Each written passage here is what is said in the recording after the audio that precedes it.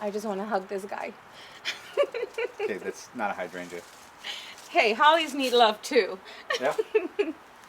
And hollies definitely need love too. Reason being is because the winter time is coming, the cold months are arriving, and these guys are just beautiful out in the cold months, showing their red berries and Oh, yeah. their glossy leaves. And just something that we have to add to our garden, even if it has to be in containers, but they're just a must. Yep, very winter festive, Christmas festive, and they just survive throughout the whole season. So it has some wonderful color. I think some of the best plants to have that's going to give you all your interests. Yes, and that's why today we are going to go ahead and plant two varieties Two varieties of hollies. from proven winners. So, okay, guys. So the first variety of holly we're going to be planting is called Castle Spire. This is a blue holly that's hardy in zones 5 to 7B. Now this guy can get up to about 10 feet at maturity and 4 to 5 feet wide. But we're going to put this in a container to keep it more compact and possibly plant it when we have a more permanent home in the ground. Now the great thing about this holly, it has all year winterous and has these bright red berries in fall and some beautiful white flowers during spring. It's going to be a great holly to have here in the ground. Now you might be thinking to yourself, why plant it now? Now hollies love to be planted in cooler weather, so a great time to plant these is late fall through winter, and they'll do just fine. We're going to use some biotone to get the roots stimulated. We're not going to fertilize it until spring to get some more growth in this holly. Now, if you want those bright red berries, another thing you're going to want to look out for is the male variety, which is called Castle Wall. That guy is going to be able to pollinate this one within 50 feet of planting them close to each other, and you'll get those nice red berries in fall. So let's go ahead and move on and get this guy planted. Okay, so as I get started planting this holly here, the first thing I want to do is I want to put at least 2 inches of mulch at the bottom of my container. Now the type of mulch I'm using is a pine bark. It's a pretty thick mulch. The reason I want to do that though is because we live in a very rainy area, and these hollies don't want to sit in water because they'll get root rot very, very fast. And the one thing we want to do is provide some perfect drainage, but we also want to maintain some of that moisture. What the pine bark mulch is going to do is provide some great drainage. That way when we have tons and tons of rain, even without us currently watering our garden, it's going to be able to still drain freely and not provide any root rot in there, but still maintain some of that moisture just in case it gets very, very hot. And as we water the same, it's going to drain just as good.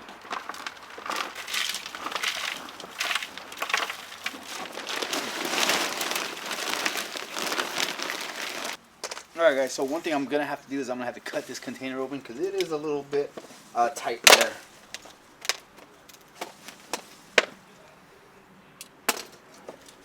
Alright, so as you can see, some of the roots are nice and bound in there. I'm not really going to mess with it too much because it's going inside this urn. It's going to be able to spread out just a little bit more than what it is in the container, but just to keep it compact, we're not going to mess with it too much. Now I want to measure out how low I actually want it, and I want it kind of even with this container. In the ground, you'd probably plant it a little bit higher so it doesn't sit in any water from the top crown of the root, but we're going to put this pretty even with this container here. Alright, so the next thing I want to do is I want to put some biotone in here, and the only reason I'm going to do biotone is because I want those roots to get nice and healthy and strong. Not going to fertilize. We usually save the fertilization till spring for these hollies to put on some more growth. Right now we just want to focus on that root system growing inside the container here. Alright, I think I got that nice and set up. I'm looking at my expert behind the camera there to tell me whether it's straight or not. Perfect. And I've got the go ahead thumbs up, so we're going to go ahead and finish planting this up.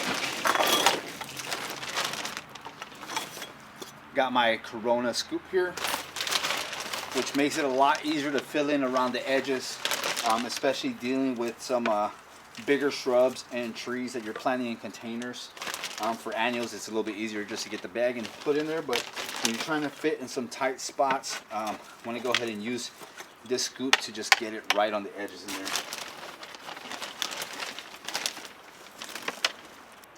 Alright guys, so we're done with our planting. The last thing you want to do is apply some mulch to the top layer here to keep anything out of the soil, but also retain some of that moisture. Now for the first week, you want to go ahead and water this guy continuously until you actually start to get a freeze here. Winter's right around the corner. That's when we will stop completely watering this guy. Another thing too is you might be thinking, why not prune this guy to shape? It already has a nice conical shape and we want to keep it that way, but you don't want to do any pruning to hollies until spring. This guy is not going to go out today on this video. We're still enjoying some of our decorating that we have in the front with some of the other plantings and containers we have up there. So we're going to wait till after Thanksgiving to go ahead and put this guy out. But for now, Angie's going to do her other container and we'll move over to hers. So how beautiful is that Castle Spire holly that Ambrose just planted up with its red berries? Here I have someone that is not as big as Castle Spire holly. This one is called Strongbox Inkberry holly, and it's more of a dwarf variety. It grows 36 to 36 inches, and it does not produce red berries. It produces blackberries, and it does need, it's a female, so it needs a male so it will be able to produce the berries. Another great thing about it is that it is very disease resistant and wind burn resistant.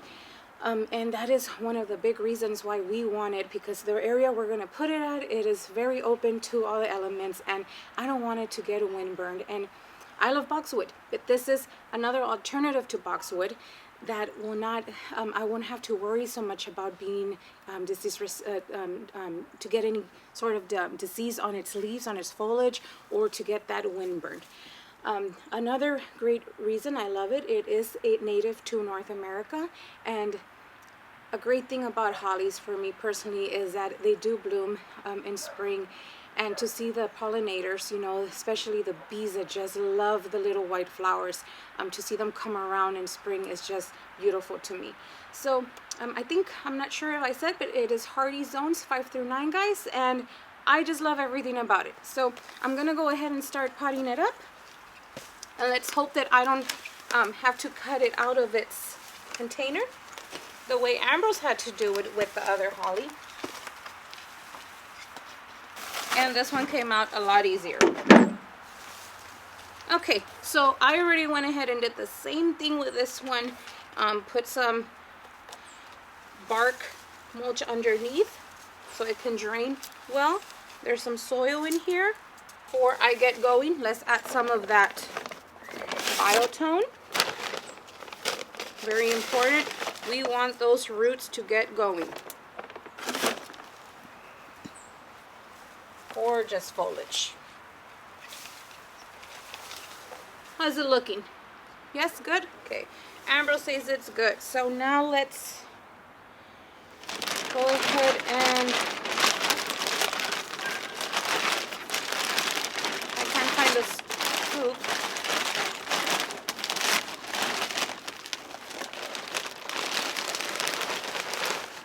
So before I start filling it completely with soil, I'm gonna go ahead and add some violas and some pansies.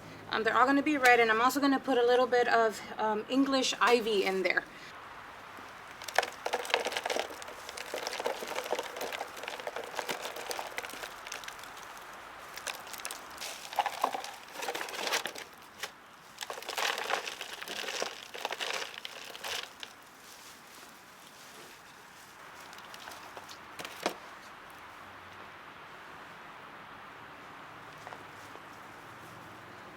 So I'm gonna go ahead and start putting the English ivy, and this time around I just went with just the green ivy because the container this time is going to be white. We've had these containers for quite a while now, and they've been just sitting there, I think for a year, just been sitting there in the garage, and I really wanted to make use of them. And usually for winter I love to plant variegated ivy, but how the container's white, I think for it being all green foliage probably look a lot better. So the ivy is really small. This is all we could find, like little plugs. So I'm just sticking in there maybe about 2 plugs in each, and hope that they fill in still, even though things are not growing as much around this time. So I definitely had to add 3 little plugs of the ivies between the pansies and the violas. We went really simple this time with just red. I am ready for everything just to look a little bit more soothing and calm and just cleaner out in the front. So we're gonna get going and get the other 2 containers ready and clean them up a little bit. So it got late on us when we were shooting this video, so here we are a couple days later, and we have brought the containers out to the front of the house already. So, it took a little bit to get used to, a little while to get used to the white containers. Yep. Now we only brought the Strongbox Inkberry hollies out here too because we're still enjoying our fall decor, and we'll probably be enjoying it. We usually start changing, you know, the whole front area for Christmas right after Thanksgiving or on Thanksgiving.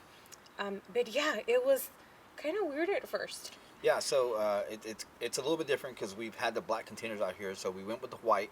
I'm liking it overall, the red with the white and then the green foliage. So definitely liking the way it looks. Definitely has that winter feel.